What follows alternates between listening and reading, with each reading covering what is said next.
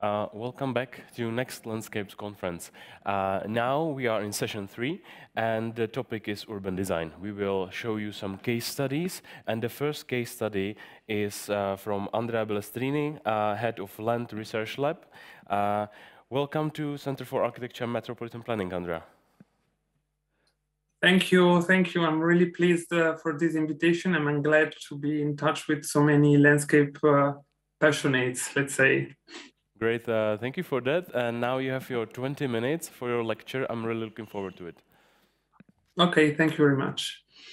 So I'm going to talk about water in landscape, and of course you have to apologize me if some terms are not the most appropriate that maybe an hydraulic engineer could use better. But of course, you know, as landscape architects, we are trying to integrate more and more this element in our design and in the experience that people do in public space. Land is an international studio and a consulting company for landscape architecture. We started 30 years ago in Milan and in Düsseldorf in Germany, and then we expanded in the last years in other countries. Our company starts from landscape that is for us a combination of human and nature, or architecture and nature, and strives to sustainable development. We are approximately 100 people in 3 countries.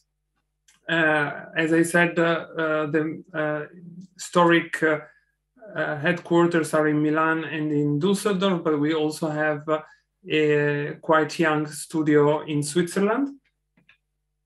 And through this international approach, we are active in different countries. So not only in Europe, but also in the Middle East, in Canada, and in Russia, for example.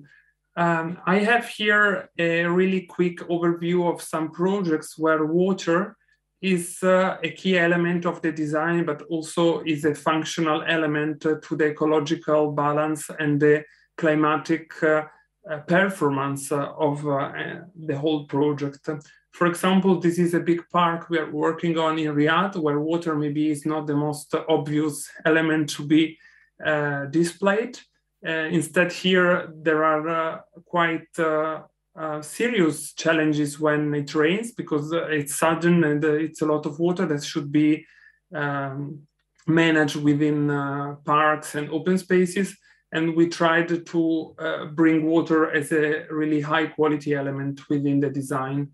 In Moscow, for example, we are planning a brand new park along the Moskva River, where again, water is a fil rouge that tells the story of the landscape till to the inner core of the new urban settlement.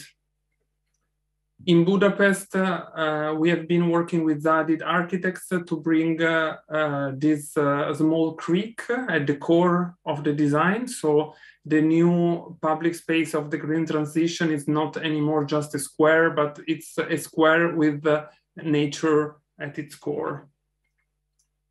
Also in Switzerland, we used the same approach to design and lay out the square in Lugano that is along Cassarate River. As you can see, the river is at the center of the public space. Milan is one of our main landscape laboratories, where we have been developing several projects in the past 30 years. One of the most famous is the urban strategy of the green race that you see here displayed. And within this strategy, we have been involved in several urban renewal projects or brownfield recoveries, where water was really a key element to not only enhance the aesthetic value of the place, but also to bring new life in terms of ecological dynamics and attractivity for people. Porta Nuova is one of the most important urban development areas in Europe, started in 2006. And as you can see here, maybe water is not very visible at the first glance, but actually the entire park we are looking at in this picture is a green roof. So of course, water is somehow always present when we are talking about resilient landscape, even though it's not perceptible. In the same area, we also designed this square that is a multifunctional square. It's a water square, but also it can become a completely dry square for big events. And you can see how water is an element that attracts people all around. Till to the last developments, such as the Mind project on the former Expo site, where we are keeping this green-blue belt all around the development site, or the new Olympic campus for the Winter Olympics 2026 that is on a former rail yard, where we are bringing a new concept of wilderness right in the heart of the city of Milan. So we have seen how nice water can be, but we are also aware how disruptive nature can be if we do not prevent the risks, and if we do not direct our design efforts towards a more sustainable and resilient pattern, let's say. We also are aware of the urgency from the society to act against climate change. And so the European policies adapted and even promoted this kind of movement with some strategies since the Green Infrastructure Strategy in 2013 till to the new European adaptation strategy to climate change that was published last winter, where nature-based solutions are defined as a key tool and measure to tackle climate change and to bring a multi-benefit approach into our urban landscapes. So water requires an holistic approach, a circular approach that we call water-sensitive design.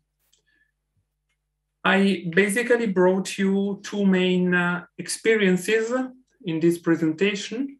The first one is based in Genova, but is part of a European project financed by the Horizon 2020 program, where also IPR Praha is a partner. So this is something that is quite familiar to them as well. We are talking about a former military barrack in a very dense city. Genova is approximately 600,000 inhabitants with a very, very high urban density. As you can see, the urban density in the city center can reach the 19,000 inhabitants per square kilometer. Genova is a city with many water-related challenges. As you can see, the gray areas are the build-up areas, and they are exactly where they shouldn't be. So they are closing up the course of several rivers coming from the Alps, the maritime Alps that are surrounding the city. In orange, I highlighted here the study area where we are developing one of the demonstrator projects of the UNALAB project. So the city faced in the past 50 years several major challenges with flooding and with soil and water risks. And in particular, this area where the demonstrator is located is quite extreme, as you can see. So it's a forest of buildings, and the military barrack itself is located in a sort of canyon that is quite prone to meteorological hazards. The area is called the Lagaccio, in Italian lago, it's lake. So as you can see from historical picture, the entire neighborhood has been built upon a former lake, and that was a natural catching system for small creeks coming from the hill. But then the urban development that was quite uncontrolled caused really a lot of damage to this ecosystem functioning. UNALAB project is a 5-year project gathering 29 partners.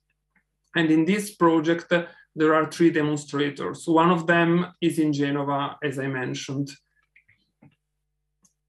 So in this project, there are both private companies, public institutions, and research centers.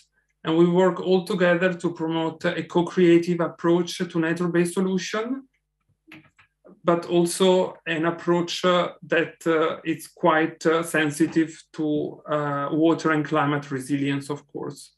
So here you can see the design area of the park. So let's imagine that in this, within this red boundary, there has been 5 buildings from the former barrack that has been demolished. And this is how the final design will look like in the early 2022 when the building site will be completed. It's a quite complex project. Imagine that from this part in the bottom till to the top part of the park, there are approximately 75 meters of height gap. And we have been very busy into ensuring the accessibility to most of the areas, but also to include a wide range of nature-based solutions. In total, we included 12 different nature-based solutions in the area. So this is one of the most iconic picture of the area, where there has been a landslide in 2013. And so is how it will look like with some of these nature-based approaches. Here you can see how the building is growing up, and also how the hydraulic situation is complex. As you can see, this is an old picture of the site. The 3 rivers actually meet right in this point where the barrack was built. And so it's explained why in the area downhill, the situation is so vulnerable. So we are really looking forward to turn this place into a new vibrant public space, but also a new green area for the neighborhood, where we are integrating some water-sensitive solutions, such as this rain garden here. You see that is quite peculiar because it's structured upon some terraces. And here is how it looks like right now. This is a picture from last week, so quite new. Most of the gabions have been realized with the debris coming from the demolitions. So we also tried to involve a principle of circular economy and reduce the impact on the entire area. So even though you have never been on site, you now can imagine how important will be this area to reconnect not only the water management system, but also in an ecological and cultural way, the city center that is quite close to the area, with this natural park on the hills passing through this new public park. If you want more information about MBS, I suggest to go on the website of UNALAB, where you can download our MBS technical handbook with quite a lot of useful information about their technical features and their performance. The second project I'm going to present you, it's completely on a different scale. It's involving mainly 3 municipalities located in the northern Milan metropolitan area in the province of Como. You might be familiar with Lake Como, so not far from there. The project is placed in a former agricultural area along a river called Lura and its natural park. What is important to know about this project is that it's part of a governance format called the river contract that is quite innovative, but also quite diffused in Italy now.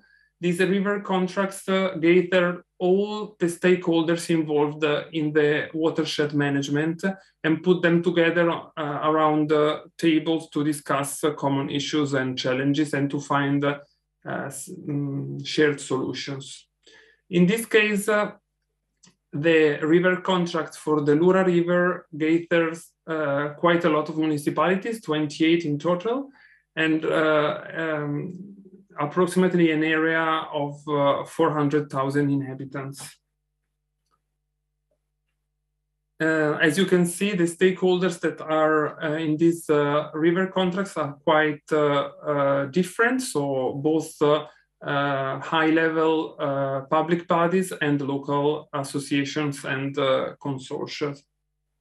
The three main goals of these river contracts are improving water quality, reducing hydraulic risk, and promoting river ecosystem services. In particular, the Lura watershed has a really serious problem with permeability, and that's why this project was needed. As you can see from this map, the red area is where the critical class is higher, and there are some quotes and arrows that explain how bad or good is the drainage system in that area. So basically, if you go south, you are going towards Milan, where we usually have flooding episodes. And all the area in general is quite high urbanized. As you can see, it's not a new problem. It's a challenge that has been there since the 50s, the 60s. But now it's getting really serious because it's not happening every 20 years. It's happening every year, every summer or every autumn when it rains a lot. So in order to avoid these floodings in the metropolitan area of Milan, the regional government developed this kind of strategic project for the entire watershed, programming some interventions that are the pink ones. And one of them you see here in the center, it's a flooding area for the Lura River in order to prevent the flooding downhill. It's a quite long process. I'm not going now through all the stages, but I think what is important is that the participatory phase started in 1997. The agreement with the public institution was in 2010. And then quite unusually for the Italian building panorama, the building side was really quick. So we started with the preliminary project in 2012. The project was complete in 2014. And from 2015 to 2016, we built up the park. And we also had the chance twice to see it completely at work, when two big flooding happened. The public participation involved not only this project, that is the Lura flooding area, but also the project of a highway passing by, of a new highway, and the river contract, as I mentioned before. So many activities have been taking place on site, not only educational activities, but also confrontations with the citizens, with the local companies, and also celebrative moments such as these ones when the park was opened. So the stakeholders are the Lura Park, that is a consortium of 12 municipalities, but more precisely the 4 municipalities involved, the region, the river contracts, and even a commissary from the ministry. Above all, also designers and planners. Among them is Land, an NGO for the environmental education process, and ENEA, that is a national research agency for the monitoring. So this is the area, how it looked like before the intervention. You see here already this gray strip is the new highway that actually brought some extra complexity to the site. And here you can see how the site started to change. So in 2014, before the building site, here there is a comparison with the technical design, where there are 3 rolling basins to host the flooding during extreme weather events.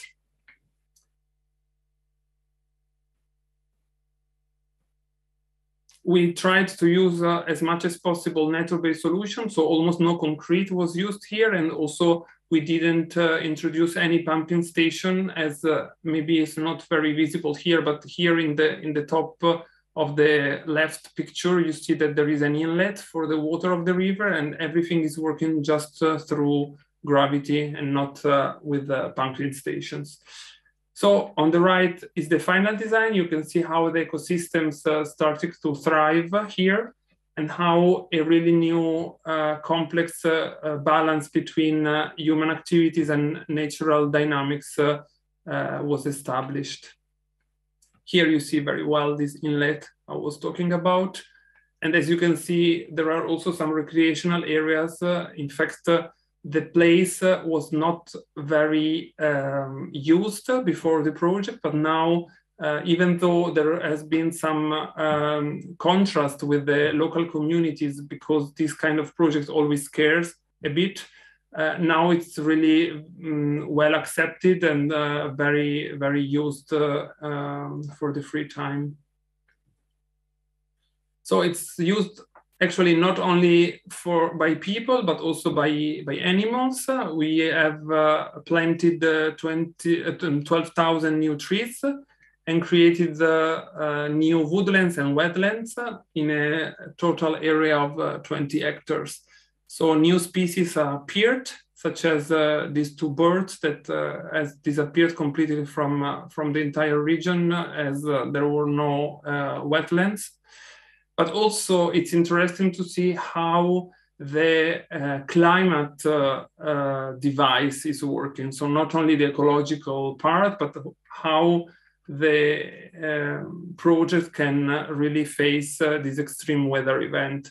This was the flooding in 2019, and this is the last flooding during August, where you can see that most of the paths are still open to the public, but there are some parts that during floodings are not accessible. So actually, this kind of projects are an example how we are trying to impact and contribute to the Agenda 2030, and how landscape can really be a valuable asset to put in place some of the goals of the agenda. We took part in May to the new European Bauhaus prizes, and we presented also an application with this project of the Lura River. And for that occasion, we established the sustainability compass, that is this sort of evaluation scheme that we are now applying to all our projects to evaluate how we effectively contribute to the Sustainable Development Goals with the landscape actions. So I hope I was compact enough, and I'm really glad to receive your question later during the debate. Thank you very much. That was very inspiring. So that was Andrea Balestrini from Land Research Lab. And we will continue with the second talk of this session. That will be with Mette Skjold from SLA. She is partner and CEO in SLA. Welcome here to Center for Architecture and Metropolitan Planning. I hope you can hear us. Definitely, I hear you crystal clear. Great, great. We can hear you too. So now you have 20 or 30 minutes for your talk, for your lecture. So I hope you're ready, because we are, and we are looking forward to your inspirational case study, and after that for a discussion. So it's yours. Thank you very much. First of all, thank you for the invitation to participate in this conference. And thanks, Andrea, for fantastic insights. You are doing beautiful work. I will talk a little bit on a more maybe smaller scale on how we as landscape architecture worked with nature-based design, mainly here in Denmark, but also a slight move to Paris in the end. And then, yeah. Basically, this is a picture from a recent camp that the three studios did. We called it Camp Nature, and we took our own medicine and went out into nature and had like 2 full days of being together here in August, in the month of August. And here you see us all lying in a circle. But it was such a thrill after a lockdown during COVID to be together as all the people in the 3 studios SLA has. Okay, I cannot shift. There you go. This is a picture from a parking lot that we did near a hospital outside Copenhagen, and this you can get a glimpse of the parked cars, and this is a nurse walking from her car, parked, and then into a hospital. And we believe that the nature-based solution in cities is much more about how it feels and how it functions than the pure aesthetics of it. So I believe that this nurse goes more happy and more present to work after having walked through this nature-based area. It's a set of indigenous species. We planted here a biotope, but it also takes care of cooling down an area of mainly paved by asphalt, but it also, we monitored, our biologists monitored this area, and there's been a lot of species that found place. So the biodiversity has enhanced by this small intervention on a parking lot. We are a learning and sharing organization, and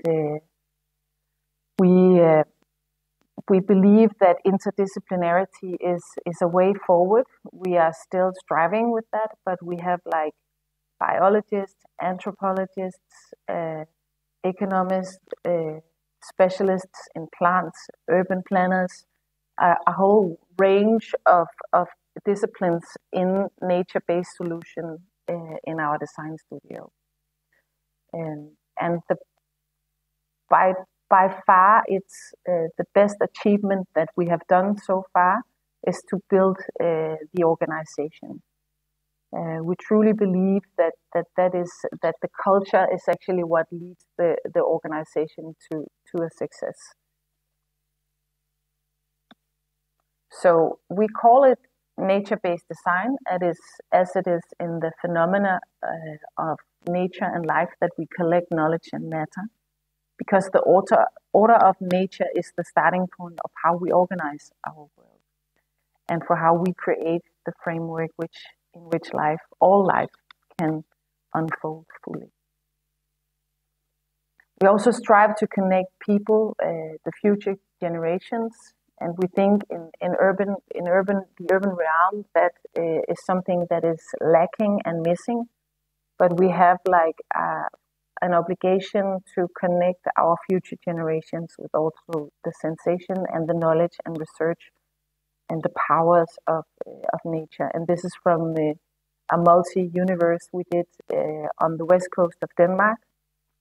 called Naturkraft, and basically in Danish that's the powers of nature, where we have these learning facilities that learn people, both children and adults, about the powers of nature. So the first project I'll talk about is Copenhagen. It's a waste to energy plant outside in the proximity of Copenhagen. It's an industrial area where there's a lot of wind, and I guess you all know this project by Big. But what we did on this project is actually the rooftop. So this hiking route going from 0 to plus 86, planting on a very steep hill is not something that we do every day. But we really we like doing pioneering work, but we also like being challenged in the way we introduce nature. The whole schematics theme and concept about this project, the design and of the plants and the trees, was to make a biobomb, and in the way that the nature-based design in this project should actually spread into the neighborhood, and it has the opportunity for that because the wind is definitely strong at this site. And here's an image of how we planted the trees on plus 60, and they are definitely thriving.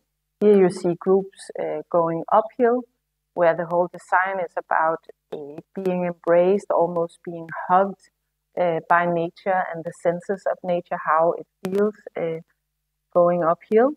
And when you go downhill, you get the overview of the site. And during construction, there was actually found a fox on the surveillance cameras and a series of birds that made nests on the rooftop. So fauna is the animals of the site. It definitely needs habitat, and it takes place quite fast. And our biologists, they monitor the development of biodiversity, and here they are on a field study. It's a combination between desktop and field studies to monitor how biodiversity develops over time. Then to another part of Denmark, Aarhus. It's the second biggest cities of Denmark, where we did a series of intermediate urban space interventions. Here it's a parking lot that for 10 days was transformed into an urban space with a smaller hill, a smaller staircase that on the steepest side introduced a waterfall. And the mayor, he was actually, it's a water that is circulated and reused both for irrigation, but also reused during the 10 days. When he started, it's a green and a red button, and when he started the green bottom, he was completely drenched because he was too close to the waterfall. But even though it was good, it was a hot summer day when we started it, so he was happy. Another project we did on the harbor of Aarhus is that we for 10 days planted 600 trees. This is a huge development, changing the format and the program of the harbor of Aarhus from industry into housing. There's definitely not a lot of nature-based areas. There's scarcity of parks and green urban spaces. So we try to open up both on a political level, but also on a resident level, the powers of nature in this environment.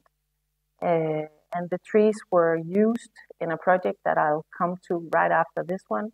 It stood there for 10 days, and the citizens of Aarhus used it for both walking in it, talking about it, having yoga classes, having debates, and they even made a Facebook group trying to get it as a more permanent part of the area.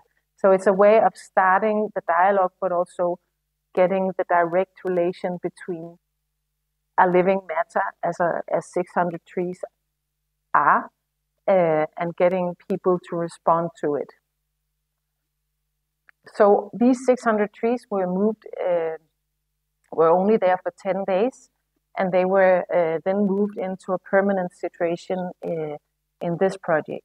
And we all, I mean, all cities have these social housing neighborhoods where the heydays of modernism in 60s and 70s as sort of these Cartesian structures that lands on planet Earth, and then people has to sort of get used to how do you live in areas like this. In 2016, we won a big competition for a park. It's 15 hectares in this housing area.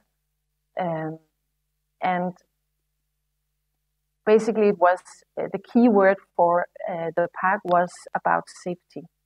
So how can you save, there's a lot of issues in this area every time this area with, there's, you know, on the front pages of newspapers in Denmark, if there's problems, there's been shootings and so forth. So it was, the whole idea of this park was to get a visual connection between all the different programs, from a football field to a normal housing block entrance. And Chadi, a guy that we spoke with while we did this project, he now is able to actually, from his apartment window, to see his daughter walk from the entrance, 6 years old, all the way to her swimming lessons. So the idea was here to create a safe environment, but also to enhance the biodiversity. It's what it was all about. And basically these areas, it's about opening up towards the surroundings. A lot of these areas tend to be closed within their perimeter. And this is one of the corners where we started by taking away the shrubbery. It was not possible to actually force and enter the space, the neighborhood before. So this is a before and after, and we included the rainwater management and a staircase for opening up this corner. So this was one of the starting points for the park. And of course, knowledge and learning on soil is always the basis for all vegetation. So what type of soil is already there? And one of our, you could say, selling points is that we always go out and select trees at nurseries, because we can get so much value for the same money that is located, instead of just ordering it. You know, I want 600 trees of this type. Our specialists always go out and select the trees at the plant nursery. So we have a very thriving and a close cooperation with the plant nurseries all over Northern Europe. So new trees and the trees from the intermediate project you saw, but also trees that was moved during the new terrain connecting the park was used in this. And this is something that you cannot design for. You cannot promise in a detailed design that when you plant 6 types of cherry trees, then bumblebees will be thriving the day after. But it actually happened here in this park, and even in the pines. 1 week after, forest pigeons made nest, and as you see on your right, even while we moved around the soil and getting this terrain more continuously, so you can have a visual. So there was nothing that blocks the visual. That's basically about what safety is about, that you have a view from A to B when you walk in the park. A fat rabbit was seen, and this is on a quiet day. We basically changed the whole terrain in order to have like the water and the whole water system, rainwater management system as open in the terrain, and that concluded here in a small lake in the park. And this is year 1, so now it's much more grown. And the artificial football field was also something that we designed as a very initial design. And during just like celebrating the Ramadan, a football field is not designed for that, but it can be used for that. And this is really something that we are super proud of having contributed with. So back to a little bit about nature-based thinking. 78% of land globally is affected by humans. There's not so much rural nature left. And of that land, in total, cities covers around 3%. But the 3% includes more than half of the global population. And we as humans, we need life. We are living matter as nature is. And our general idea is to reconnect the ecosystem services into solving some of these big issues that our cities are suffering from. So out of the 3% of the global footprint, cities are the consumption CO2 globally is 70% in this 3% of the land to some extent. I know that about farming and so forth, but that's how it's calculated evidence-wise. And our cities, we suffer mentally from a lot of stress, loneliness,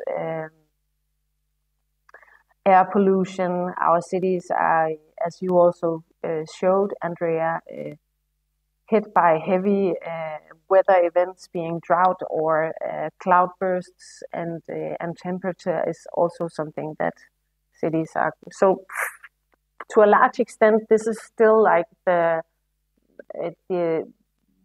general perspective on how cities are, that nature is something that is outside the cities, whereas our agenda and the bigger why we are here is to reconnect a new type of nature-based design. So it's not about getting the wolves and the mooses and all that type of fauna into the cities, about mimicking nature, but it's about understanding the ecosystem services and the value proposition of nature-based design in cities.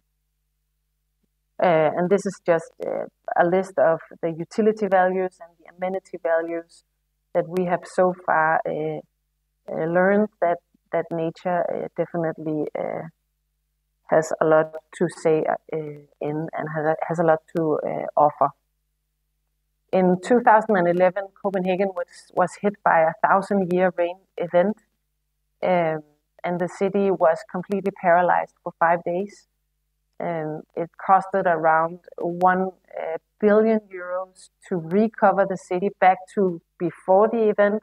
Nothing was done in order to make it more resilient towards the future rain events or extreme weather events that would happen.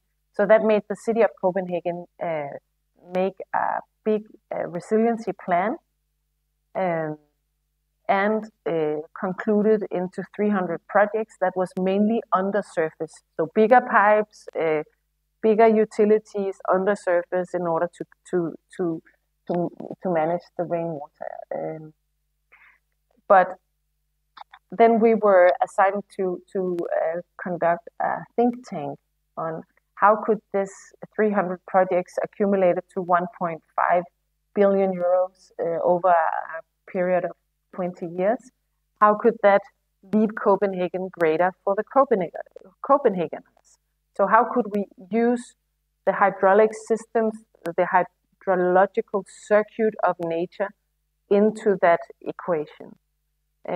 So we, during that this process of a think tank with 10 peers of the city of Copenhagen and 10 specialists in blue-green infrastructure in cities, we made a Copenhagen model. So our biologists made this Copenhagen model in order to start up projects and looking into how could nature-based design be part of the equation. And this model has, goes way back to the empiry of even Brundtland-rapporten in 1989 that started sort of the assessment of nature's ecosystem services in cities as a valid way forward. It's all available on our website in a catalog, what this Copenhagen model is used for, and we use it every day in sort of assessing the also hardcore evidence on how nature functions in cities. And this is just an example on how we use it. How to reduce CO2, how to microclimate adjust the area, and talk about identity and community, air quality, and so forth.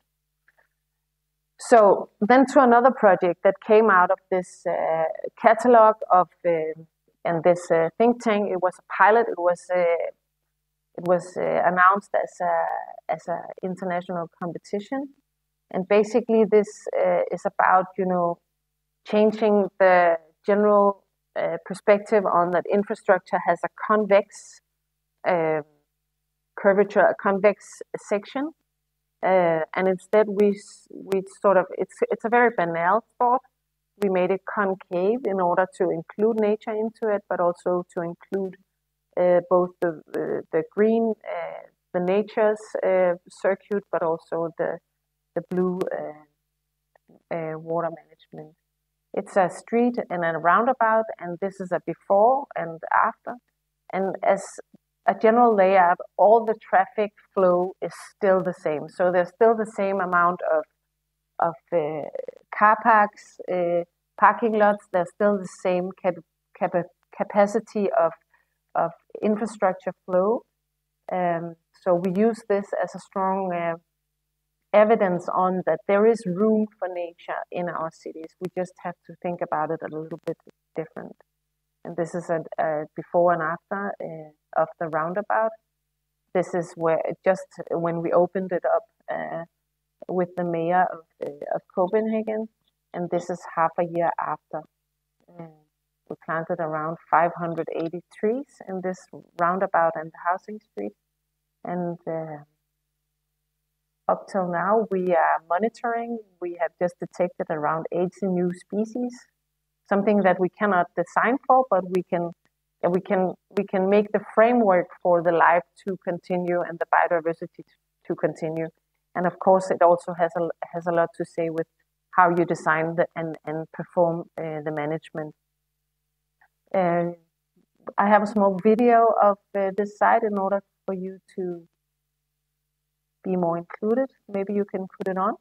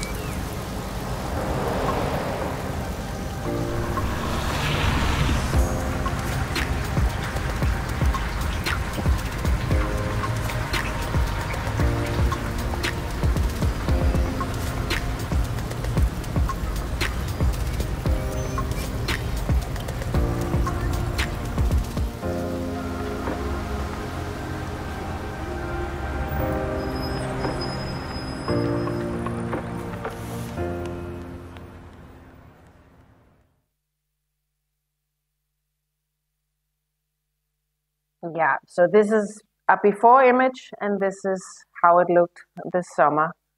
And there's so many more streets that you could transform into this way of thriving. And of course, the real estate value has definitely raised. When I see advertisement on a house or an apartment in this area, the first image that the real estate people put on the web for the house is a view to this. Then to Paris. We have done a project in Paris, and Paris is magnificent in the way that right under the mayor, Hidalgo, there is a mayor for biodiversity. And Paris is definitely, a front runner in that perspective, that all projects, future projects in Paris should meet biodiversity goals. So it goes beyond economics. So it's been fantastic to work with this, and this is our project at the front page of National Geography in 2019 in April. Paris is also hit by heavy rains and is heavily air polluted. And the platane trees on Champs-Élysées cannot take care of all of it. And this reinvent the city of all cities was definitely a non-site. Basically on top of La Périphérique, that's the perimeter road around around the center of Paris. So where the red dot is where the site was. And today, this La Périphérique is a hardcore infrastructure. Definitely, it's super. I don't know if you've been to Paris, but you should never go by a cab. Always take the public transport. There's so much traffic going around in Paris by car, and it's completely a disaster. So here you have the site, and basically what we worked with here was a layered city, kind of almost like a machine where we included nature in all the different surfaces of this site, also underneath. So kind of the top of the tunnel, a special kind of fungi that performs really well in minimizing the NO2 level in the air, so cleaning the air basically. And this is the site as it is. You see the Eiffel Tower. So it's a non-site it's cubic meters of polluted air that we have transformed into a housing. And then back to Copenhagen, because the overall theme of this speak is also about blue-green infrastructure. This is a former, it's a boulevard that is just on the south side of the central station in Copenhagen. And what we did here was, for the city of Copenhagen, a super banal design. If we had handed this design in for a competition, we would never have won, is what we say. But we did as much needed and as little as possible in order to create spaces for the residents in this area to take part of community building, but also to make like an extra living room outside in the street. And they use it for all different types of events. Also, when there's election for the municipality, this is definitely a spot where people meet and engage and debate, but also for a quiet break. And we also use it in order to say that when we talk with participatory design. When we talk with residents about the future, it's important for us to say that we are specialists in the physical spatial design, and they are specialists in their living as it is today. And together we find something that pushed this even further. Because if we had started a project like this by asking the residents what they wanted, it would not have, we would have used all the money for barbecues and table tennis tops and stuff like that. So this is it's a quite low-key project, but mainly it's all about using nature-based knowledge and research into creating this space. And even during a financial crisis, the housing and the real estate in this area was skyrocketing. But that, of course, also puts into an important issue into the debate. Are you then segregating some people from an area like this? But that was not part of our assignment. But that's definitely something that we talk about here internally at the studio, but also with the city of Copenhagen. So that's all from me. Thank you very much. So thank you very much for your talk, for your lecture. And now it's the final discussion that will be held by Martina with Andrea Balestrini and Mette Skjold. And I also want to invite you for hangouts that will follow. We formerly had prepared 3 hangouts, but now we prepared 2. So first one was about the preparing for climate change with my colleagues from IPR and Ingo Kovarik. And the second one will be about the digital landscape architecture with Charlie Klemos. So you can join them. You will find the link or the button in the app that you use for watching this conference, and you can join the hangout. It will be open discussion about the topics that I mentioned, so I'm looking forward to meet you there. Thank you, Iri. Thank you both for very, very interesting and very much appreciated presentations.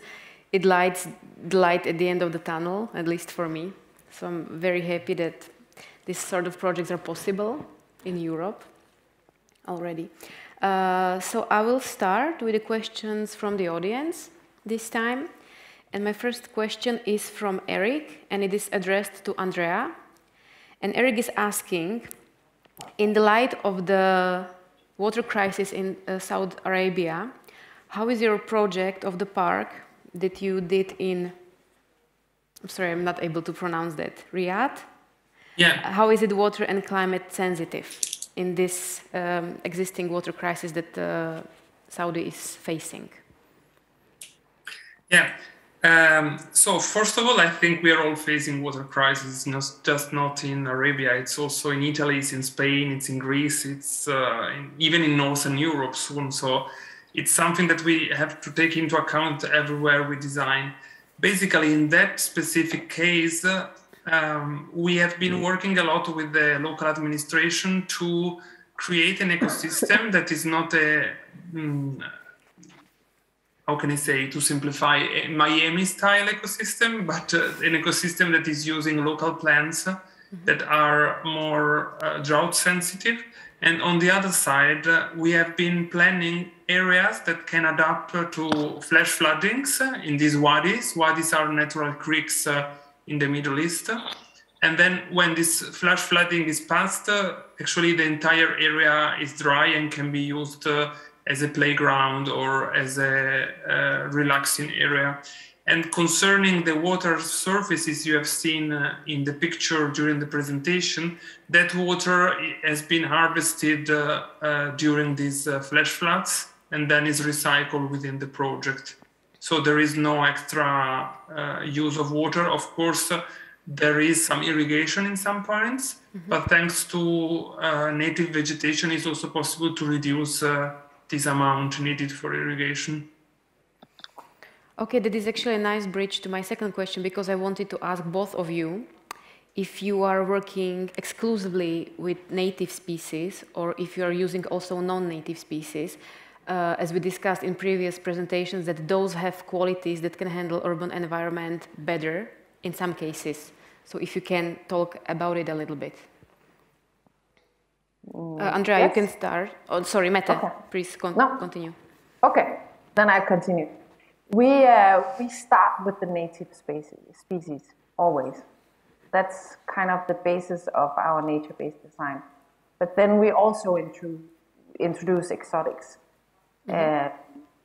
Because the reason we do it is because it creates a more sturdy plant and vegetation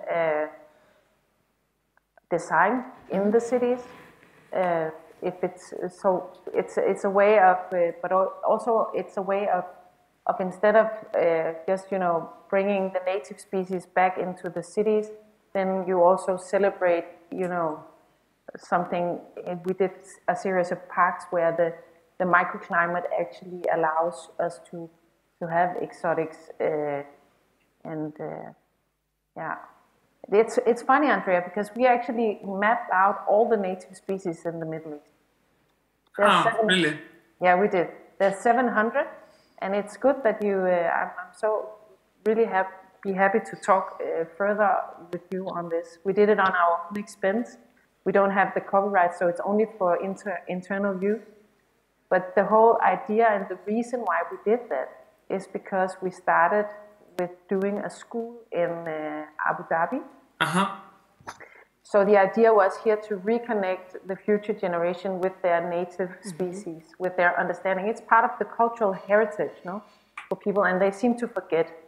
It's just like we want, grass lawns, and we want palm trees that looks like something that we have from a fairy tale. So it's from our point of view, when we go outside the Nordic countries, it's always with a start to sort of look into the native species and the indigenous part of that cultural heritage. And sometimes that's enough to reconnect. Yeah. Yeah, I completely agree. Also because I think it's not only a matter of ecological coherence, working with native species, but it's also a matter of the adaptability. Of course, we need a change of paradigm because we are used to see landscapes that have been designed and constructed in the last 50 years that maybe look natural for us in our cities above all, but they are not natural because they used non-native species that maybe are also not capable to adapt very efficiently to climate change. And also what I wanted to add is that well, we also start always with native species, above all when we are working in big parks, in rural areas, in peri-urban areas. But in cities, it's quite impossible to work with native species because they are not, well, not all of them, but very often they're not resistant to pollutants, or they're not resistant to the new microclimate of cities. Imagine that according to the most pessimistic previsions, in 2040 in Milan there will be the climate of Rome.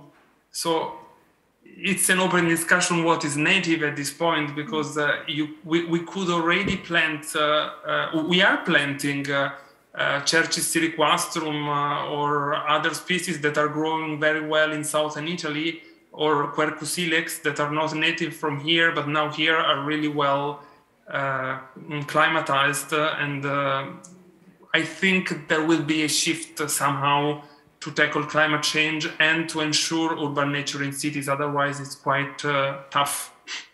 And Mette, for example, in the roundabout project, did you use some non-native, or did you create the microclimate that the natives could handle and thrive in? Where, sorry? This was a question to Mette, and it was about it was about the roundabout project that you showed us, also the video. And I was asking if you also used some non-natives, or if you recreated the microclimate that the natives could handle and thrive in. the roundabout and the housing street is a research that we did from natural environments, so bigger parks outside Copenhagen, looking into the biotopes and how the plant is sort of interrelated, making an extract of that and adding that into the roundabout and the housing street. Okay. And then we also added some exotics. But the whole idea that there's a whole, that's a whole new lecture sort of, but that was basically the concept for the competition. So it's well known, big natural surroundings on the outskirts of Copenhagen that was studied, but more on the performance side. Is it like wetlands? Is it like salty soil? Is it very nutrient poor? Or yeah, so in that respect, that's how the design of the roundabout and the housing street was. And basically, the whole idea about I don't agree with Andrea that you can't have native species in cities. That depends on how you plant them and how you maintain them. And when we did the roundabout, there's one thing was to plant all the trees, but then you have like the understory of the roundabout. And we had a lot of grasses and perennials planted there. But when just before we planted, we saw that the pH value of the soil was too sour. So we had to sort of nurture the soil in order to get it ready for the planting. And then we went back into forestry. How do you do in the forest? We basically had like a load of pine cone shells and then put them into the soil, and then it was naturally, leveled to a pH value that we then could. So sometimes you just have to look at the processes of nature and the process of maintaining and making nature in order to get new insights on how you can do nature-based design in cities. That's actually really interesting. But would you agree with what Andrea said, that the climate is shifting sort of from south up to north, and that some non-native are becoming native to some areas, actually? Definitely. Yeah. Definitely. I completely agree. Yeah. Andrea, I have one more question for you. In the, I believe it was Lura area, the large project. Yes. Did you actually create a planting design, or did you leave it up to the nature, up to the succession processes and some wild processes to happen, or did you create a planting scheme for that area? There was a planting scheme. The area before the intervention had a really low ecological value, as the only forest formation was composed by Robinia pseudoacacia, that is an invasive species here, even though it's invasive since 200 years. So again, we don't know what's invasive or native at this point. But anyway, the problem mainly was that the forest before the intervention, that was actually smaller than the one we planted, had a really low biodiversity. So at the end, we planted a new forest area with a higher mix of species, and many of the new species produce fruits for the local fauna.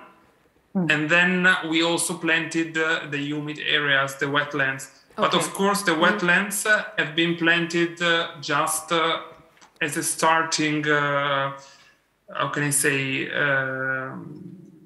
initiatives, and then the vegetation thrived by itself in that area. And I guess it changed a little bit, right? It evolved. Yeah, it changed surprisingly fast and surprisingly prosperously, let's say. Okay. Mette, you mentioned your close cooperation with the plant nurseries around Europe. And my question is, how do you consider the soil conditions in the nurseries versus the conditions that you work with? Because that's actually a problem, for example, in Czech Republic, that when we work with the nurseries, they have completely different soil conditions that we have, and then sometimes the plants just don't thrive because they're used to different conditions that we have, but we don't have other options sometimes. So that's like a problem here. So is it also a problem in northern part of Europe? I haven't heard about those issues, but of course there is different conditions somehow. But we have a series of experts on soil, and that's basically that's how we start.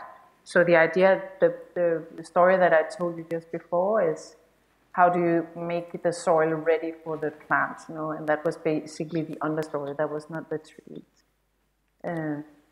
So you basically change the soil on site to work for the ecosystem you're creating. Yeah, by natural minerals, by salts, sand, something, and also the the terrain of the area, including is it wet, is it dry? Yeah, sure, okay. And one of the issues about the indigenous or native species is here in the Nordic countries, it's not normal to see pine trees in cities. That's something that is in the forest. So that's just an example, and that's something that we always introduce in our projects. It's kind of one of our what we are known for. And pine trees, for example, they are evergreens, so they have a lot of surface, and you can imagine that all year round is actually doing photosynthesis. So they are, cleaning the air, capturing CO2. So that's a native species that we are all of a sudden putting into a city. And some people like it, and some people don't like it. But another issue that we deal with in cities is also, are we making salt-resilient biotopes, or are we not? And that was one of the, you could say, obstacles in the roundabout and the housing street. That would, during the initial design phases, the city of Copenhagen changed the program, and then we should change the whole planting and planting design into being salt resilient. So that's something you can also do. But you have to look at the whole basis, the whole conditions for the plant and tree design and selection. Okay, the next question, Mette, from the audience is to you again. It's from Martin, and he's asking, how did you gain acceptance from people to introduce such wild planting in the city? Was it a challenge? Not for that specific site.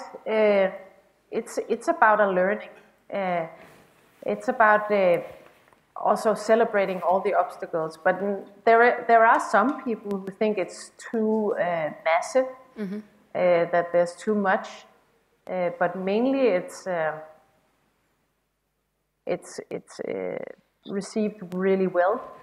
I have another small anecdote.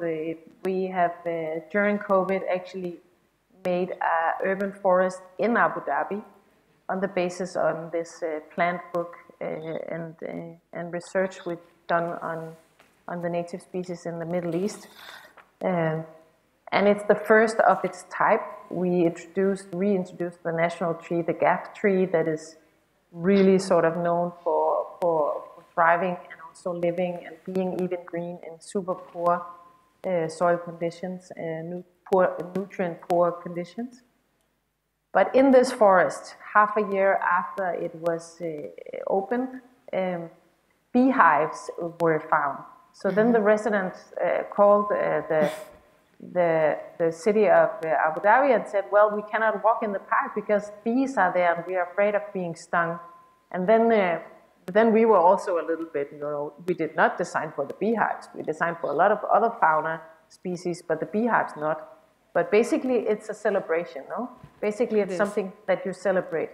So then we had like a long discussion with the client, introducing and trying to sort of put them on a learning journey together with us. How can we make smaller interventions so both the bees could be there and the people could be there, no? And basically now it's turned into a celebration. So from fear to celebration. So now it's a bee park. No, it's bee not. Forest. It's not. But bees are also found there. Okay, that's nice. Yeah. There's one question for both of you from Mary. And she's asking, I have a basic question. Is a private closed space part of the green infrastructure as well? I mean, private gardens in the city or green roofs? Andrea, can you start, please? Well, I would say yes. Most of our most recent projects in Milan, for example, are for private investors, but with public use. Mm-hmm. So, of course, every single green area in the city, public or not public, accessible or not accessible, is contributing to the well-functioning of the green infrastructure system. But in terms of accessibility, we are really working a lot with private areas with public use. And this is a very clever way to solve some issues with municipalities lacking funds to realize some sort of open spaces and then maintaining them, but still contributing in providing new accessible public spaces for everyone in the city. Mm-hmm. Mette? Can you yes. answer? Yeah. It's completely in line with what Andrea just said. We are also doing, another issue that we work with as landscape architects and designers is security regulation in the urban space. Mm. So instead of, putting stuff on top of the urban surface, that sort of blocks and minimize the risk of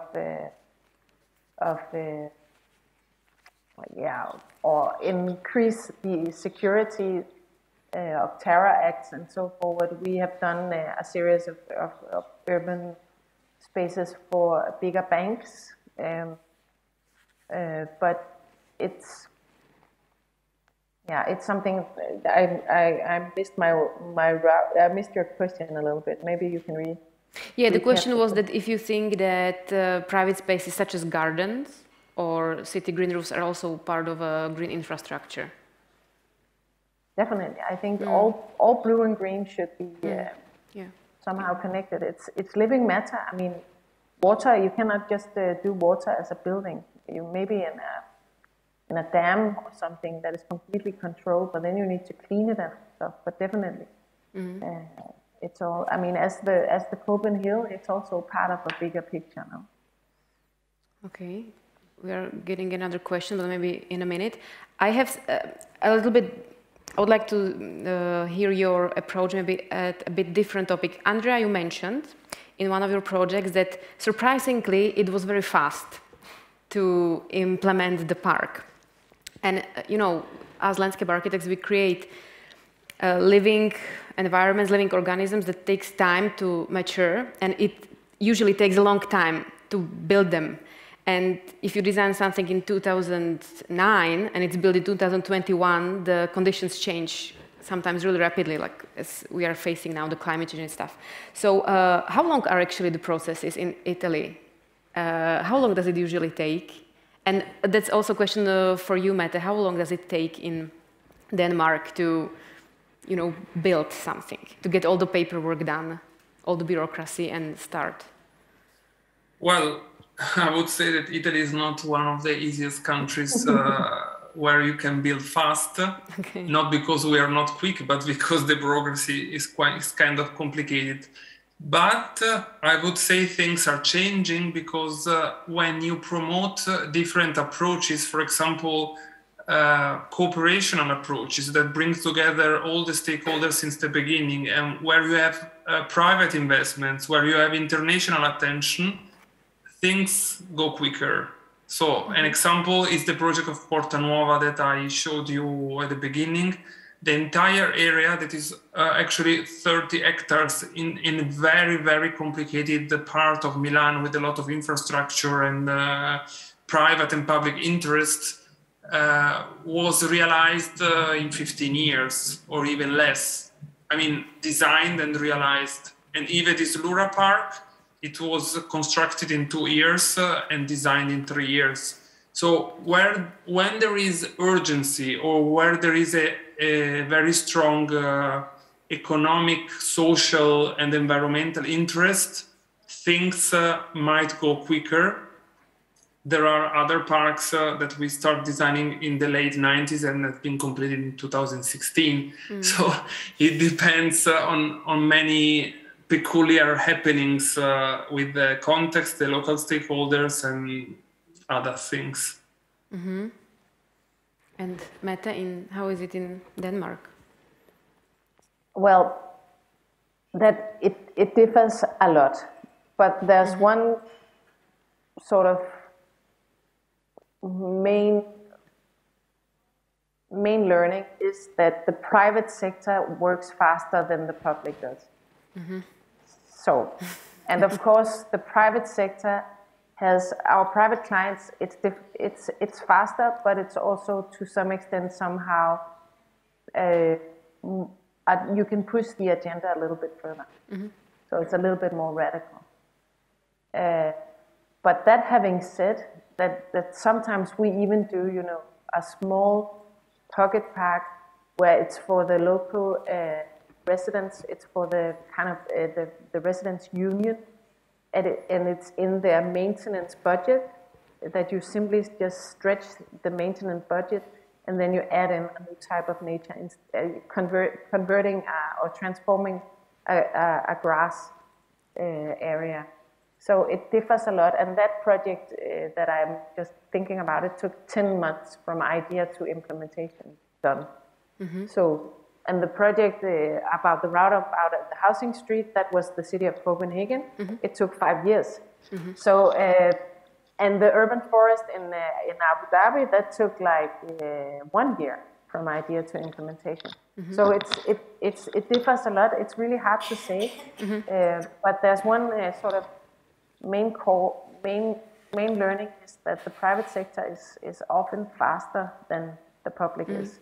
And of course, the private sector has to have some kind of approval, the building permit, and so forward by the city. But that's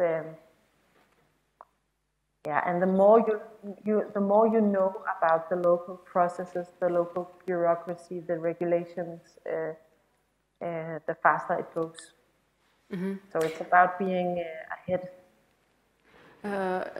In Czech Republic, it's the fastest before the election. Before election, you can do anything very fast. Exactly. Yeah.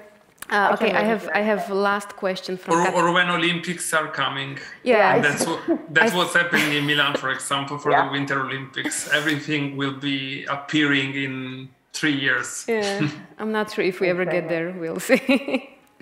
Okay, last question is from Katarina, and I believe it's to the Roundabout project.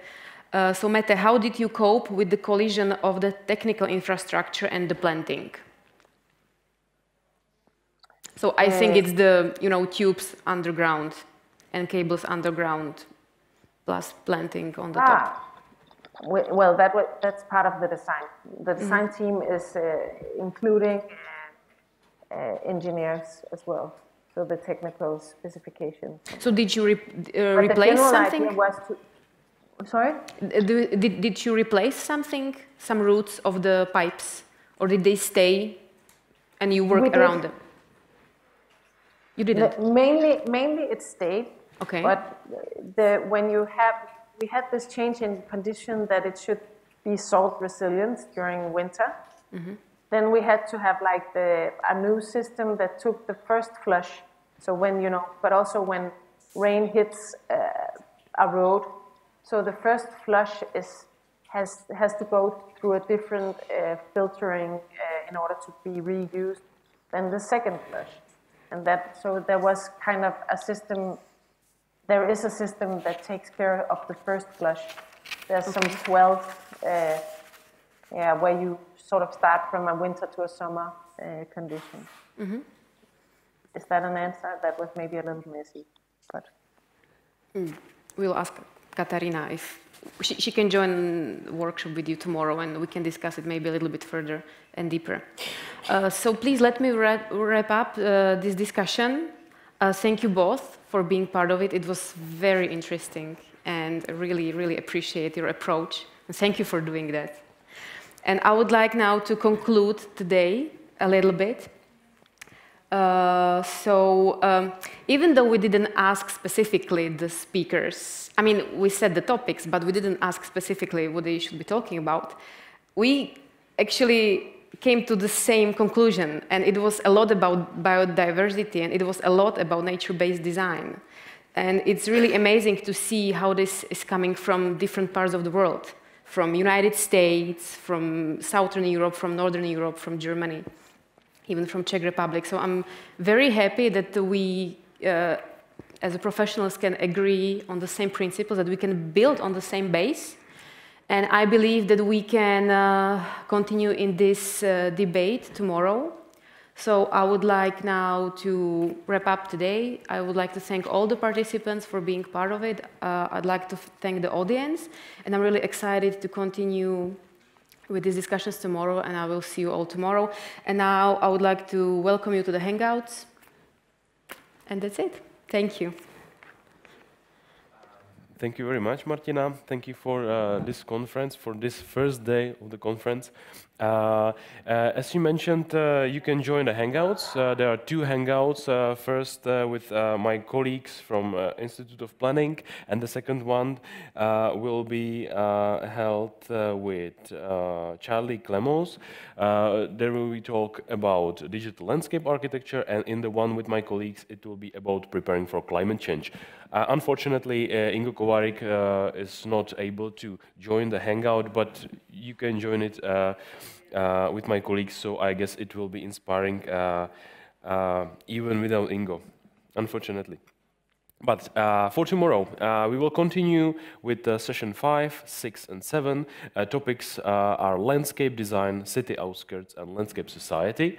And there are also workshops after the Hangouts tomorrow, and you can join them because we have more tickets. So if you are interested in join our workshop, you can register for one of them, and you can be part of it. So tomorrow, 3 sessions of talks, Hangouts and workshops. So I'm looking forward tomorrow, looking to meet you again. I hope you will join us again, and have a good night.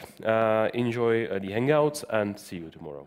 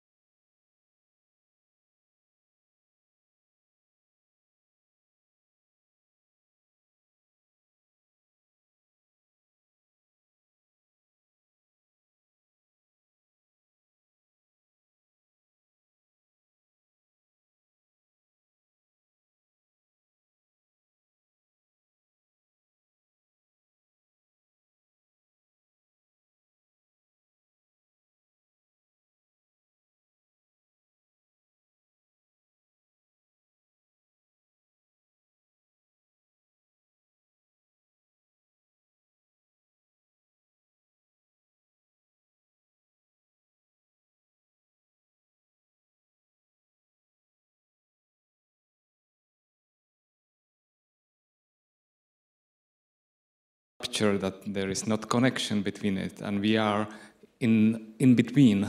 We are all the time in between, and we should to try to help to speak one to others, but it's not easy. And what show Marek, it was just about it, that there is this connection of to see reality of around us as something that's part of us, that it's connected to us, and to the humankind. And I think for landscape architects it's clear this, but it's not so easy to formulate, for example, and to be aware about this, like the philosophical argumentation, and very clear showing the reasons of this, and that's my point, my reflection of it. It's yeah, I like how you mentioned that everything is alive. I mean, we sort of knew it because we live it, but maybe other planning professions don't as much, because they do work with like rigid structures. So that's definitely something that we have to advocate and communicate, don't we? And what I liked very much was that even in the moments and situations and places where the nature doesn't need to be beautiful, it is beautiful. And it's for me, it's a very important thing, because sometimes we are discussing feeling of beauty in post-industrial areas, like these German parks, which Ingo was showing. And sometimes people are not able or are not easily accepting this new beauty. That's true. But also we shouldn't give up our desire for beauty, and it doesn't mean that if we are working on very, very natural-based solutions, we don't need to make them messy and give up design and so on. But the design should be like our tool, and our background must be sustainability.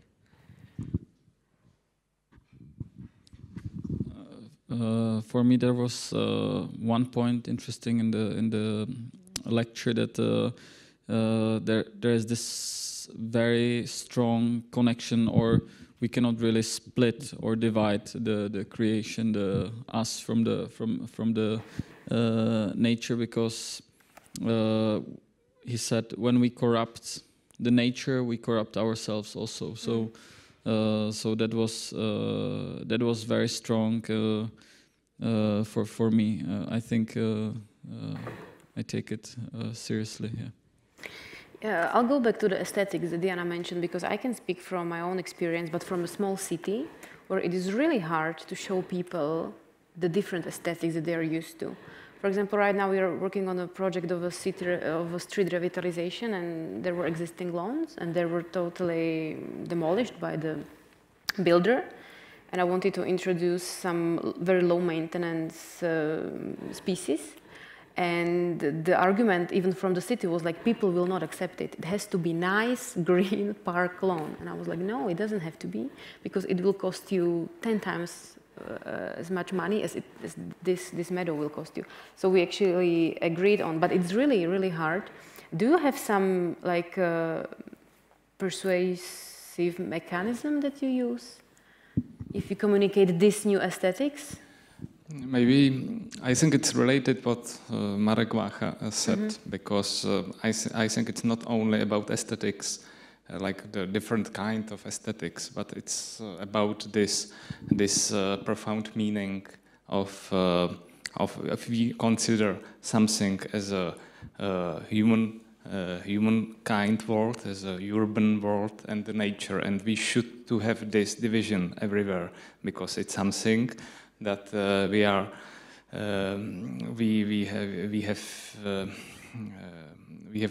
we have been teaching all the time, and we have been growing up with this, division, and the aesthetics, it's only expression of this.